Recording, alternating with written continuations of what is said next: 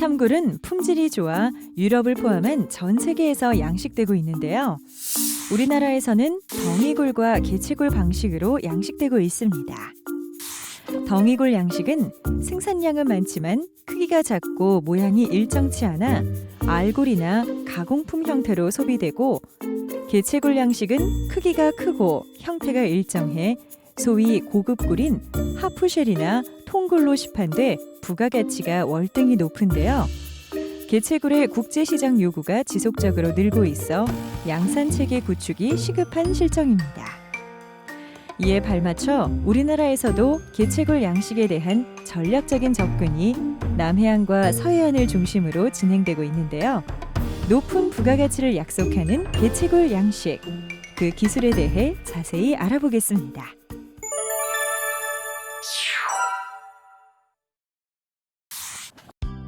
우리나라 굴 양식은 남해와 서해에서 이루어지고 있는데요.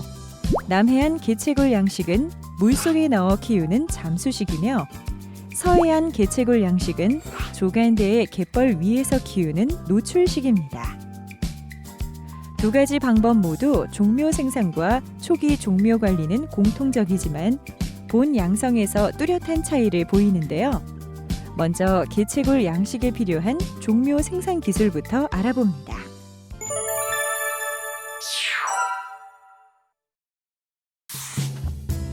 다운웰러와 반대되는 개념으로 먹이가 포함된 물을 사육 용기 하부로부터 상부로 통과시키는 방식을 업웰러라고 하는데요. 업웰러는 치패를 부유시키는 특성이 있으므로 치패가 수압 스트레스를 받지 않고 먹이가 가라앉는 시간이 지연되어 성장에 유리한 조건이 형성됩니다.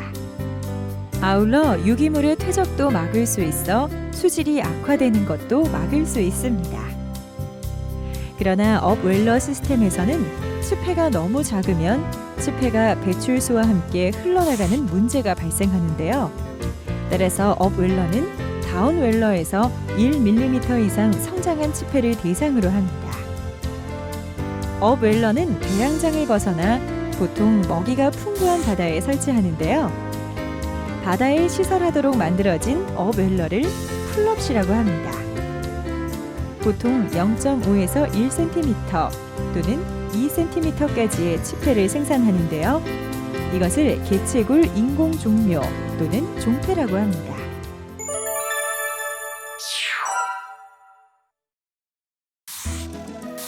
남해안 잠수식 개체굴 양식은 개체굴 전용 사용 용기에 종묘를 넣고 기존 수와 연줄에 매달아 키우는 방식인데요. 보통 수심 1에서 3m에 위치하게 됩니다.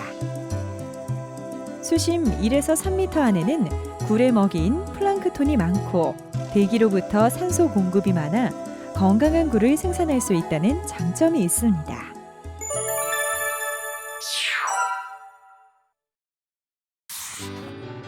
개체굴 전용 양성 용기를 양성백이라고 부르며, 양성백은 직사각형, 원형, 오각형, 육각형 등 다양한 형태와 크기로 제작돼 있지만 가로 100cm, 세로 50cm, 높이 10cm 정도의 판상형 양성백이 관리는 물론 수직 다단형으로 사용할 수 있어 편리합니다. 또 양성백은 보통 5에서 20mm의 망목으로 되어 있는데 개체굴의 크기에 따라 망목을 교체해 사용합니다.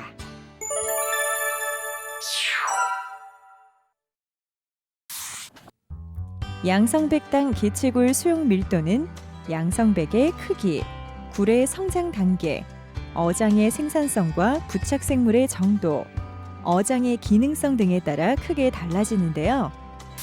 다양한 연구 결과를 통해 볼 때 가로 100cm, 세로 50cm, 높이 10cm의 사각판형 양성백의 경우 20에서 40kg의 개체굴을 수용할 수 있습니다. 또한 중간 육성을 위한 사용 밀도는 각고 3에서 5cm의 경우 약 5kg, 5에서 7cm인 경우 5에서 8kg 정도가 적당하며, 3배체의 경우에는 성장이 빠른 점을 감안해 사용 밀도를 약간 낮춰주는 것이 바람직합니다.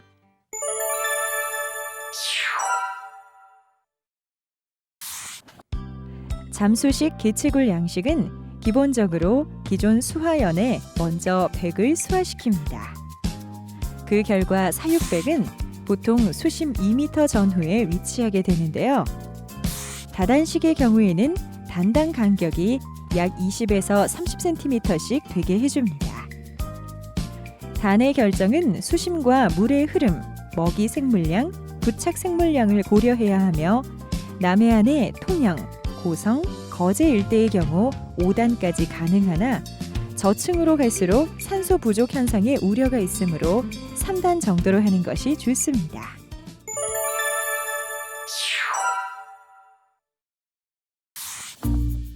개체굴의 품질을 결정하는 요소는 비만도와 형태 지수인데요. 비만도의 경우 일반적으로 덩이굴보다 우수하지만 어장 관리 방법에 의해 달라질 수 있고, 형태 지수의 경우에는 권장 밀도를 초과할 경우 문제가 발생할 수 있습니다. 따라서 비만도 제고를 위해서는 사육백을 주기적으로 세척해줘야 하는데요. 세척 주기는 계절과 어장 위치에 따라 달라집니다. 보통 생물 활동이 왕성한 5월 이후부터 8, 9월까지는 3에서 4주 간격으로 세척하며 그 외 기간은 4에서 5주 간격으로 세척해줍니다.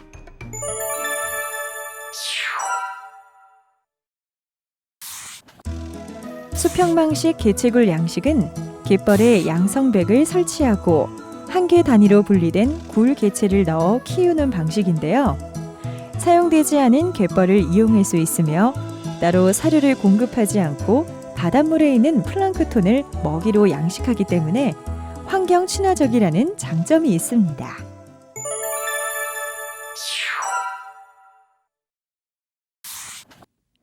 굴 양식장의 위치 선정을 위한 환경 요인의 적합성을 판단하기 위해서는 자연산 굴의 서식 여부를 먼저 관찰하는 것이 좋은데요.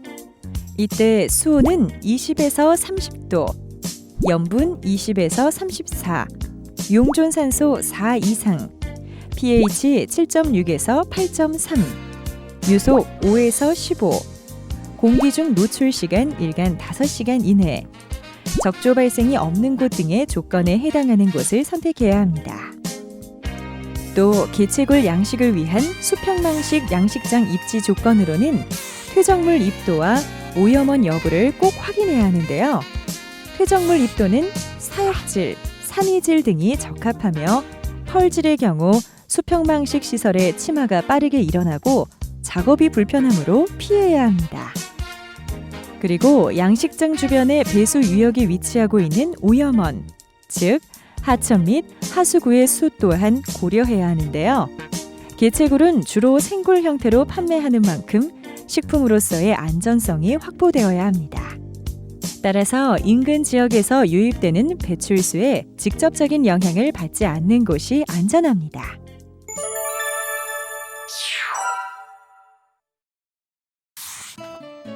굴 양식 적지를 찾은 후에는 이제 갯벌에 시설을 설치해야 하는데요.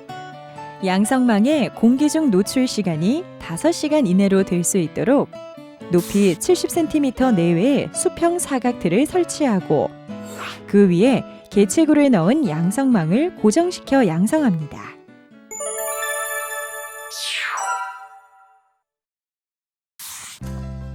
수평방식 개체굴 양식에 쓰이는 양성백은 최초 납작한 직사각형 형태로 개발되었습니다.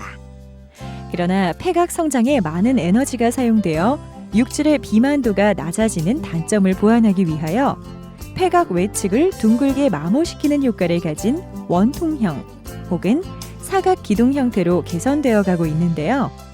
양성망의 망목은 굴의 크기에 따라 선택하고 굴의 유실을 막기 위해 대체적으로 망목의 대각선 크기보다 2배 이상 되는 굴을 넣어서 양성합니다.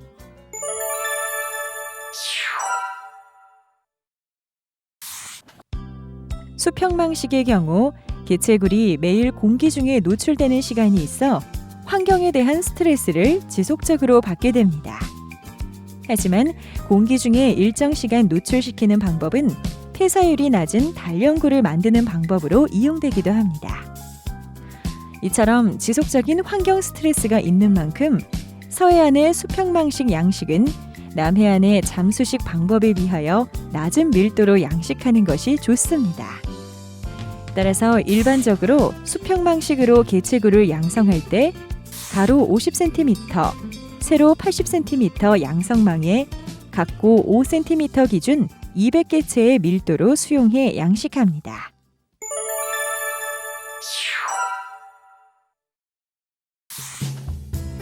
종폐의 입식은 혹서기 혹은 혹한기를 피해 봄, 가을에 하는 것이 바람직합니다. 종폐의 운송은 상온보다 약간 낮게 운반해야 하며 수분이 마르지 않도록 해수를 적신 신문지 등을 덮어서 운반합니다. 굴은 환경에 대한 내성이 높지만 단기간에 급격한 수온과 염분의 변화에 노출되면 폐사율이 증가하게 됩니다. 따라서 양성 기간 중 한파, 고수온기 혹은 과다 담수 유입에 노출되지 않는 지역을 양식장으로 선택해야 합니다. 양식 기간 중 빈사체 혹은 폐사 개체가 발생하면 식혜생물의 번식을 조장하므로 육상으로 수거해 처리해 주는 것이 바람직하며 수확 후에도 양식시설 및 작업 쓰레기를 수거해야 합니다. 해적 생물이 양성망에 부착하게 되면 양성망의 조류 소통을 방해하므로 주기적으로 부착 생물을 제거해주고 정기적으로 망 뒤집기 작업을 해줍니다. 이외에 굴이 성장함에 따라 적당한 망목을 가진 양성망으로 망가리를 해주어야 합니다.